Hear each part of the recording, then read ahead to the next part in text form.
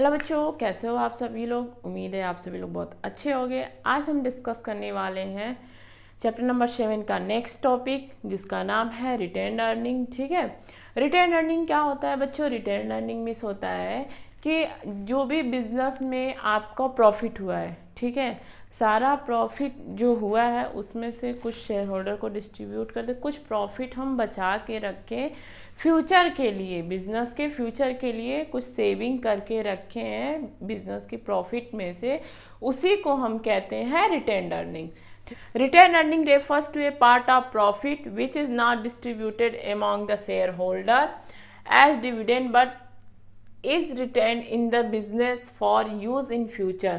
देखिए, ये प्रॉफिट का पार्ट होता है, ठीक है, प्रॉफिट का हिस्सा होता है जो डिस्ट्रीब्यूट नहीं होता है किसके बीच में, शेयर होल्डर के बीच में, या डिविडेंड एज ए डिविडेंड। ठीक है, शेयर होल्डर को, देखिए शेयर होल्डर को हम जो प्रॉफिट देते हैं वो हम सब देने के बाद, बिजनेस का जो खर्चा है सब चीज़ करने के बाद जो प्रॉफिट बचता है उसके बाद वो प्रॉफिट एज ए डिविडेंड के रूप में हम शेयर होल्डर के बीच में डिस्ट्रीब्यूट करते हैं, बांटते हैं। ठीक है, बट और फिर इसके बाद क्या है आपका, ये हम जो पैसा बचाते हैं, रिटेन अर्निंग करते हैं, जो हम सेविंग करते हैं, तो उसको हम फ्यूचर के लिए रखते हैं कि फ्यूचर में बिजनेस में कोई लॉस हो गया, कोई हमें ज़रूरत पड़ गई बिजनेस के लिए, तो हम उसको रखे रहेंगे और उसको हम यूज़ कर लेंगे। अगर आप बाहर से लोन लेते हो बिजनेस के लिए तो आपको इंटरेस्ट पे करना पड़ेगा, बट इन रिटेन अर्निंग ऐसा कुछ नहीं है, वो आपके बिजनेस का ही पैसा है, आप उसको जब चाहो तब यूज़ कर सकते हैं, कोई आपको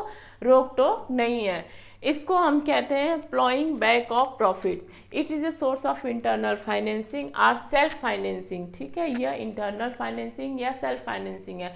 सेल्फ फाइनेंसिंग इसलिए कहेंगे, इंटरनल फाइनेंसिंग इसलिए कहेंगे क्योंकि बिजनेस के अंदर का पैसा आप किसी से बाहर से मांग के नहीं ला रहे हो, आप जो सेव करके बिजनेस का पैसा रखे हो उसी को यूज़ कर रहे हो। इसको हम प्लॉइंग बैक ऑफ प्रॉफिट भी कहते हैं। अब आते हैं इसके मेरिट पे। पहला मेरिट क्या है? Retained earning is a permanent source of funds available to an organisation.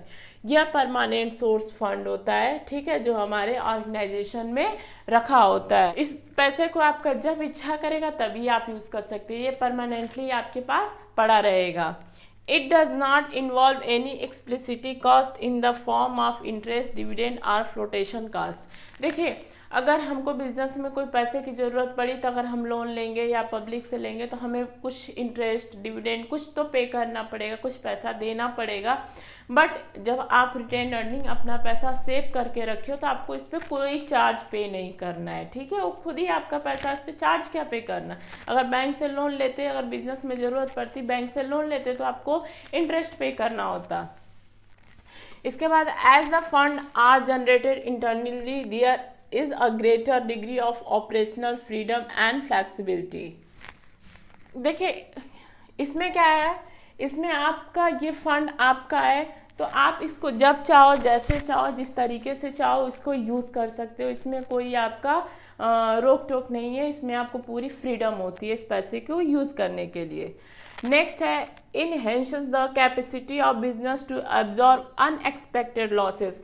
अगर फ्यूचर में कोई बिजनेस में लॉस हो गया तो उसको, अगर हम सेविंग करके कुछ पैसा रखे हैं, ठीक है, बिजनेस में हमारा लॉस हो गया तो उसको फुलफिल कर सकता है। ठीक है, हमें कोई इशू नहीं होगा, हमें कोई प्रॉब्लम नहीं होगा हमारे लॉसेस को कैसे फिल किया जाए, कैसे भरा जाए, क्योंकि मेरे पास पैसे पड़े हुए हैं एडवांस में, तो हम उसको यूज़ करके उसको इक्वल कर देंगे।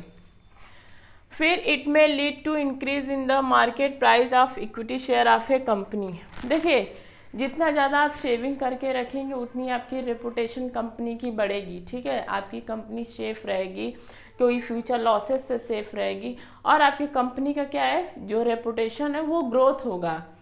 इसके बाद हम देखेंगे limitation. It is an uncertain source of funds as the profit of business are fluctuating. देखो, ये है आपका अनसर्टेन सोर्स है। क्यों अनसर्टेन सोर्स बोलते हैं? क्योंकि बिजनेस में प्रॉफिट जरूरी नहीं है कि आज 10 लाख का हुआ तो कल भी 10 लाख का ही हो, कल हो सकता है 11 लाख का भी हो सकता है 8 लाख का भी हो। ठीक है, तो यहाँ हम एक रेशियो से पैसा निकाल के नहीं रख सकते कि ठीक है हम 1 लाख निकाल रहे हैं तो हमेशा हम 1 लाख ही निकाल के रखेंगे, इसमें ऐसा कुछ नहीं है। इसका जो प्रॉफिट है वो फ्लैक्चुएट होता रहता है, कभी कम कभी ज़्यादा, ठीक है। इसके बाद है excessive ploughing back may causes dissatisfaction amongst the shareholder as they would get lower dividend. देखिए जितने शेयर होल्डर हैं कभी कभी वो डिससेटिस्फेक्शन हो सकते हैं, डिससेटिस्फाइड हो जाते हैं। क्यों? क्योंकि जैसे कभी क्या होता है, मान लीजिए हमारा 10 रुपये प्रॉफिट हुआ और 8 रुपये हमने सेव करके रखा, 2 रुपये शेयर होल्डर्स को बांट दिया, ये तो गलत है। वो डिससेटिस्फाइड हो जाएंगे कि भाई हमने इतना पैसा लगाया और हमको इतना ही मिल रहा है, प्रॉफिट तो ज़्यादा हुआ है। तो ये यहाँ पे कभी कभी इसकी डिसएडवांटेज है कि जो शेयर होल्डर होते हैं वो डिससेटिस्फाइड हो जाते हैं, ठीक है। ये पूरा आपका हो गया रिटेन अर्निंग। इसके बाद हम नेक्स्ट वीडियो में डिस्कस करेंगे टाइप्स ऑफ शेयर, ठीक है। तब तक हमारे चैनल पे बने रहिए, हमारे वीडियो को लाइक कीजिए, सब्सक्राइब कीजिए, शेयर कीजिए। Thank you so much.